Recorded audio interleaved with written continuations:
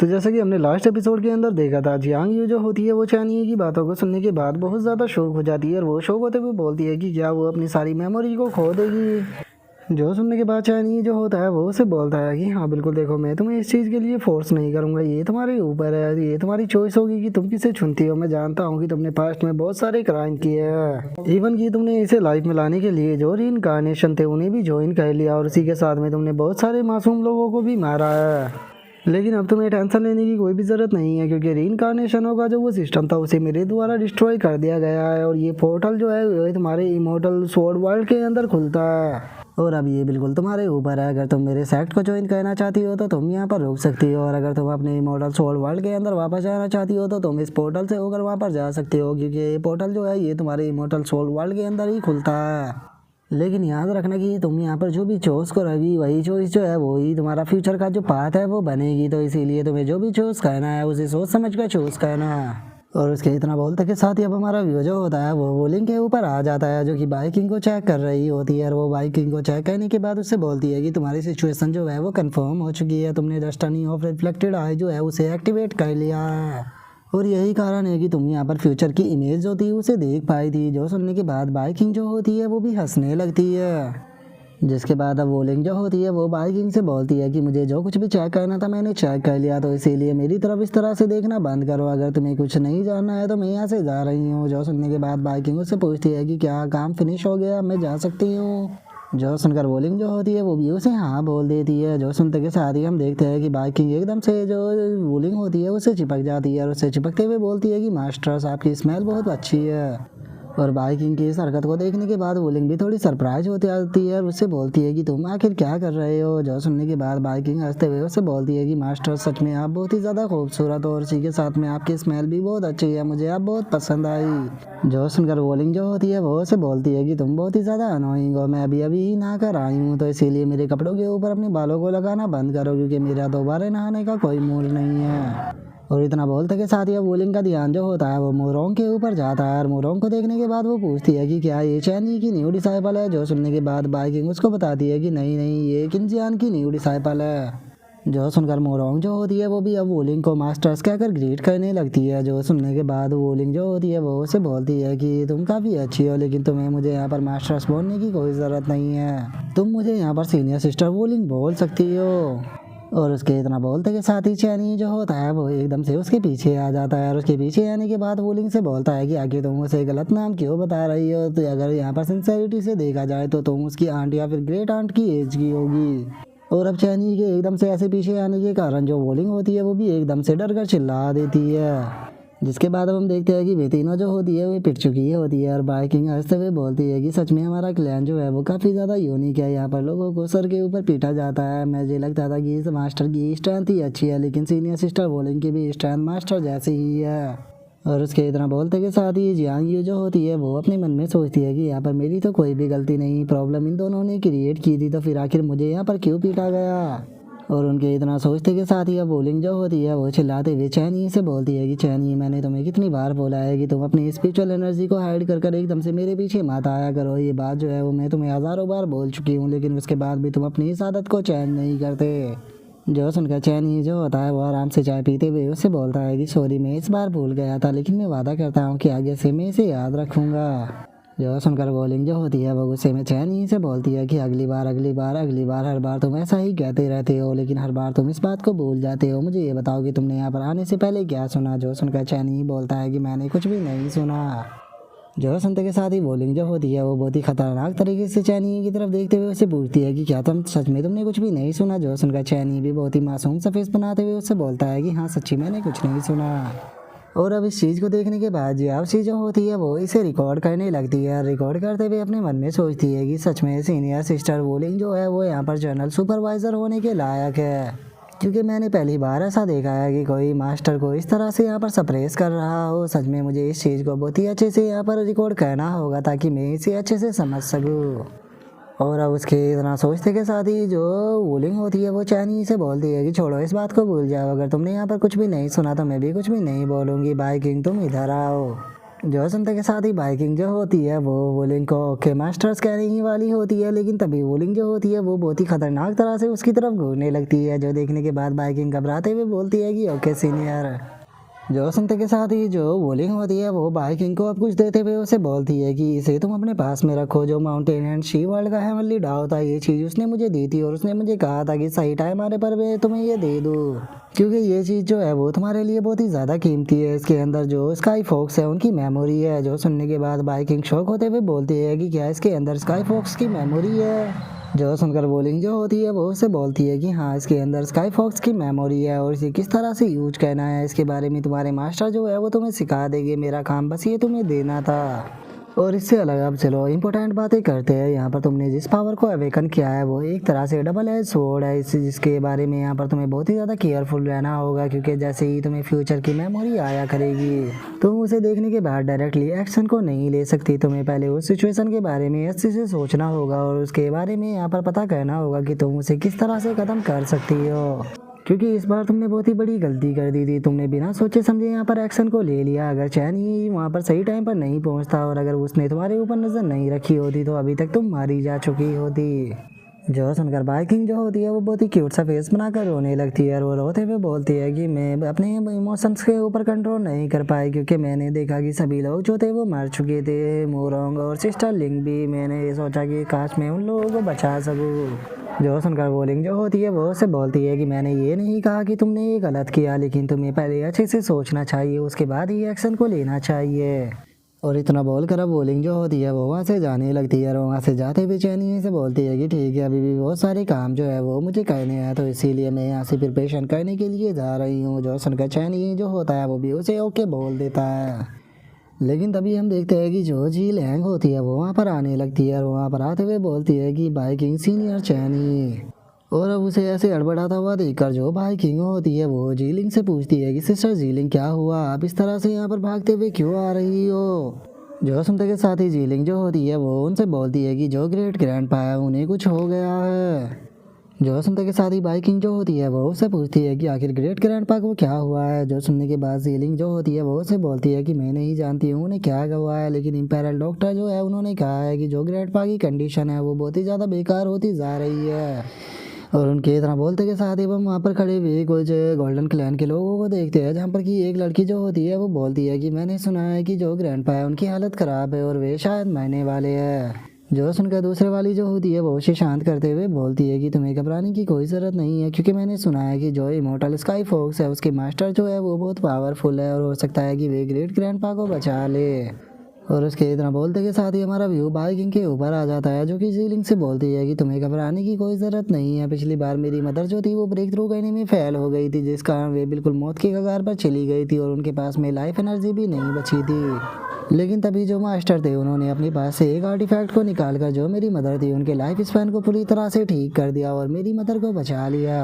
तो इसीलिए सिस्टर जीलिंग यहाँ पर आपको टेंशन लेने की कोई ज़रूरत नहीं है, क्योंकि अगर यहाँ पर कोई भी रास्ता नहीं बचा तो मास्टर जो है वो उस आर्टिफैक्ट की मदद से यहाँ पर ग्रैंडपा जीन जो है उन्हें एक बच्चा बना देगी, जिसके बाद उनकी लाइफ जो है वो खतरे से बाहर हो जाएगी मेरी मदर की तरह। जो सुनने के बाद जीलिंग जो होती है वो उसे बोलती है कि बस अब हम यही उम्मीद कर सकते हैं। और उसके इतना बोलते के साथ ही अब हमारा व्यू जो होता है वो चैनी के ऊपर आ जाता है, जो कि ग्रैंडपा जिन के पास में आने के बाद उससे बोलते हैं कि मुझे समझ में नहीं आया कि जब मैंने हीलिंग पिल तुम्हें दी थी तो आखिर तुमने वो पिल क्यों नहीं ली। जो सुनते के साथ ही ग्रैंडपा जिन जो होते हैं वो हंसते हुए बोलते हैं कि अगर मैं यहाँ पर सही सोच रहा हूँ तो जो सीनियर ने मुझे पिल दी थी वो केवल एक पिल नहीं बल्कि उससे भी काफ़ी ज़्यादा थी। जो सुनते के साथ ही चैनी जो होता है वो उससे बोलता है कि हाँ बिल्कुल, वो सीलिंग पिल के अंदर मैंने यहाँ पर लाइफ स्पैन को भी ऐड किया था, जिससे कि तुम्हें 1 साल का यहाँ पर लाइफ स्पैन जो था वो मिल जाता।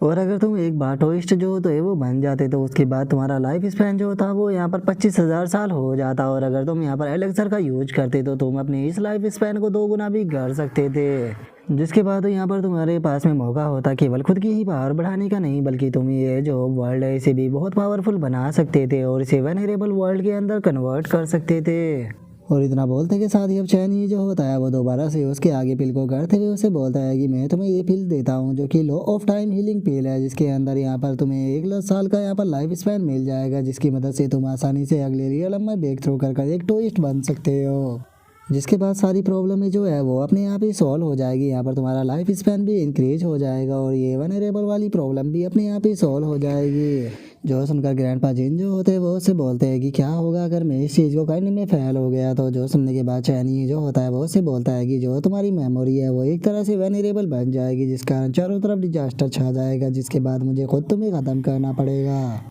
जो सुनते के साथ ही जो ग्रैंडपा जीनो होते हैं वो उससे बोलते हैं कि ठीक है सीनियर, यहाँ पर मेरे डाउट को क्लियर करने के लिए आपका बहुत बहुत शुक्रिया, लेकिन मैं सीनियर के लिए कोई भी ट्रबल क्रिएट करना नहीं चाहता हूँ, तो इसीलिए इस प्रीशियस पिल को आप अपने पास में रख लीजिए।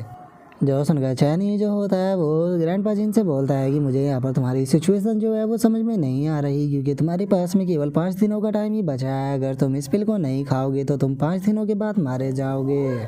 जो सुनकर ग्रैंडपा जिन जो होते हैं वो हंसते हुए चैनी से बोलते हैं कि 5 दिन मेरे लिए काफ़ी होने वाले हैं, लेकिन सीनियर क्या मैं जान सकता हूँ कि आपकी एज कितनी है। जो सुनकर चैनी जो होता है वो उसे बोलता है कि शुरू के 3 लाख सालों तक मैंने अपनी एज को गिना था, लेकिन 3 लाख साल के बाद मैंने अपनी एज को गिनना बंद कर दिया, लेकिन तुम ऐसा कह सकते हो कि मेरी एज जो है वो 1 मिलियन के ही करीब होगी। जो सुनकर ग्रैंडपा जिन जो होते हैं वो चैनी से बोलते हैं कि क्या 1 मिलियन के करीब सच में यहाँ पर आपकी एज तो बहुत ज़्यादा है, लेकिन अगर मेरी बात की जाए तो मैंने यहाँ पर अपने सभी लोगों अपनी फैमिलियों को अपनी आंखों के सामने मरता देखा। मेरी वाइफ, मेरे बच्चे, यहाँ पर कि मेरे ग्रैंड चिल्ड्रन जो थे वो एक एक कर बड़े होते गए और मुझे छोड़ते गए।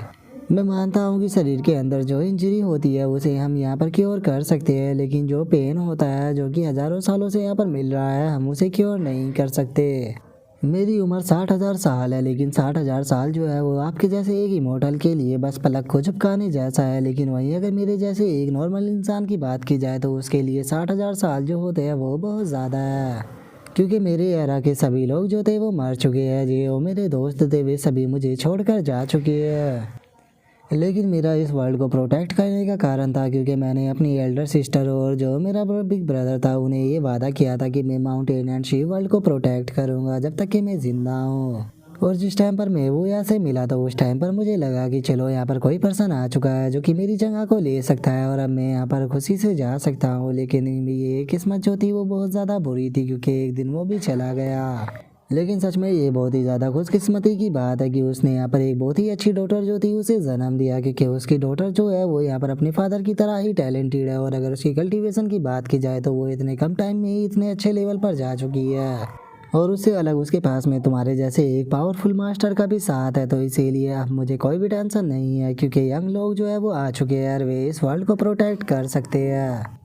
तो इसीलिए सीनियर चैनी प्लीज़ मुझे माफ़ कर देना, लेकिन मेरा करंट स्टेट जो है इस टाइम पर मेरा माइंड जो है उसके लिए पूरी तरह से इम्पॉसिबल है कि मैं यहाँ पर डाउरियलम पर ब्रेक थ्रू कर सकूँ। इसीलिए मुझे माफ़ कर देना क्योंकि मैं यहाँ पर आपके अच्छे इंटेंशन जो है उन्हें कंप्लीट नहीं कर पाऊँगा। जो सुनकर चैनी जो होता है वो उसे बोलता है कि यहाँ पर आपको माफ़ी मांगने की कोई ज़रूरत नहीं है, क्योंकि सभी लोगों के पास में ये चॉइस होती है कि वे अपनी डेस्टिनी को यहाँ पर एक्सेप्ट करें, और मैं यहाँ पर आपकी चॉइस की रिस्पेक्ट करता हूँ। जो सुनते के साथ ही जो ग्रैंडपा जीनो होते हैं वो चैनी से बोलते हैं कि सीनियर, यहाँ पर मेरी सिचुएशन को समझने के लिए आपका बहुत बहुत शुक्रिया, लेकिन मैं यहाँ पर आपसे एक छोटी सी रिक्वेस्ट जो है वो कहना चाहता हूँ। जो सुनते के साथ ही चैनी जो होता है वो उससे बोलता है कि मैंने तुम्हारी ग्रैंड डॉटर को देखा है, वो काफ़ी ज़्यादा टैलेंटेड है थंडर के मामले में, और यहाँ पर एक मेरी एल्डर डिसाइपल है जिसका नाम की जी किन फैन है, और वो भी यहाँ पर थंडर लाइटिंग को ही प्रैक्टिस करती है। तो इसीलिए जैसे ही ये माउंटेन एंड शी वर्ल्ड की वॉर जो है वो ख़त्म हो जाएगी तो मैं उसे यहाँ पर बुलाऊँगा ताकि वो आपकी डॉटर को डिसाइपल के रूप में एक्सेप्ट करने के बाद मेरे सेक्ट को ज्वाइन करा ले। जो सुनकर ग्रैंडपा जिन जो होते हैं वो भी हंसने लगते हैं और वे हंसते हुए बोलते हैं कि सीनियर, सच में आप मेरे यहाँ पर सोचने से पहले ही आपने मेरी बातों को समझ लिया। जो सुनने के बाद चैनी उससे बोलता है कि क्या आपकी कोई और भी रिक्वेस्ट है। जो सुनकर ग्रैंडपा जिन जो होते हैं वो चैनी से बोलते हैं कि मैंने अपनी पूरी लाइफ यहाँ पर डीमनों से फाइट करने में गुजार दी ताकि मैं इस वर्ल्ड को प्रोटेक्ट कर सकूँ। सभी लोग जो थे वो मुझे ग्रेट से थंडर के नाम से जाना करते थे, लेकिन आज दोबारा से इस माउंटेन एंड शी वर्ल्ड के ऊपर खतरा है, और जिसे सभी लोग ग्रेट हीरो पुकारा करते थे वो यहाँ पर बस बेड पर आराम से पड़कर मोर मरने वाला है। लेकिन क्या आपको नहीं लगता कि ये मौत उस हीरो के लिए बिल्कुल भी सही नहीं है जो कि अपनी पूरी लाइफ इस वर्ल्ड को प्रोटेक्ट करता रहा हो। और उनके इतना बोलते के साथ ही अब हमारा व्यू जो होता है वो स्पेस के उससे वन आई वो डीमन के ऊपर आ जाता है, जो कि वहाँ पर हंसते हुए बोलता है कि नाइनटेल स्काई फॉक्स, इतना लंबा टाइम बीत गया, मैंने यहाँ पर तुम्हें ग्रो करने के लिए काफ़ी लंबा टाइम दे दिया, लेकिन अब मैं तुम्हें ग्रो करने के लिए और ज़्यादा टाइम नहीं दे सकता, क्योंकि अगर मैंने तुम्हें यहाँ पर ग्रो करने के लिए और ज़्यादा टाइम दिया तो तुम गॉड को भी ख़त्म कर दोगे। और बात की जाए उस मॉर्टल डीमन की, तो अब उस मॉर्टल डीमन के पास में बहुत ही कम पावर रह गई है, इसीलिए ये सील जो थी वो भी अब कमज़ोर हो चुकी है और इस सील को यहाँ पर तोड़ना अब मेरे लिए कोई बड़ी बात नहीं होने वाली। तो इसीलिए अब टाइम आ चुका है कि पास्ट में जो कुछ भी मेरे साथ में हुआ था उस सभी का मैं आज जो है वो बदला लूँगा। पास्ट में यहाँ पर मैंने बहुत ही बड़ी गलती की थी, जो कि मैं यहाँ पर तुम डीमनों को बहुत ही ज़्यादा कमज़ोर समझा करता था और यही मेरी सबसे बड़ी गलती थी। और उसके इतना बोलते के साथ ही अब सभी रीइंकार्नेशनों के पास में नोटिफिकेशन आ जाती है, जो कि होती है कि माउंटेन एंड शी वर्ल्ड को डिस्ट्रॉय करना है। आधे घंटे के अंदर एक पोर्टल जो है वो ओपन किया जाएगा, जिससे टेलीपोर्ट होने के बाद तुम सभी लोग जो है वो माउंटेन एंड शी वर्ल्ड के अंदर चले जाओगे। और यहाँ पर तुम्हें कम से कम 3 दिनों के अंदर ही यहाँ पर जितने भी माउंटेन एंड शी वर्ल्ड के अंदर मॉन्स्टर है उन सभी को ख़त्म करना है। और यहाँ पर जो रिवॉर्ड है वो यहाँ पर टोटल मॉन्स्टरों की संख्या और उन्हें मारने पर जो कल्टीवेशन लेवल है उसके हिसाब से तुम्हें रिवॉर्ड दिया जाएगा। अगर तुम यहाँ पर मोटर रियलम के मॉन्स्टर को मारते हो तो 10,000 रीइंकार्नेशन पॉइंट, और उसी के साथ में random magic weapon spirit realm के मॉन्स्टर को मारते हो तो रीइंकार्नेशन पॉइंट 30,000 और एक रैंडम मैजिक वेपन। और अगर तुम सोल रियलम के यहाँ पर मॉन्स्टर को मारते हो तो 80,000 रीइंकार्नेशन पॉइंट दिए जाएंगे और 2 रैंडम मिस्टीरियस लेवल के मैजिक वेपन भी दिए जाएंगे। और अगर टी-बेट रियलम के मॉन्स्टर को मारते हो तो 1,20,000 रीइंकार्नेशन पॉइंट और उसी के साथ में एक पेनल्टी कंपनसेशन बैच भी दिया जाएगा। और वहीं अगर ह्यूमन एंड हेवन रियलम के मॉन्स्टर को मारते हो तो 3 लाख रीइंकार्नेशन पॉइंट और 3 पेनल्टी कंपनसेशन बैच दिए जाएंगे।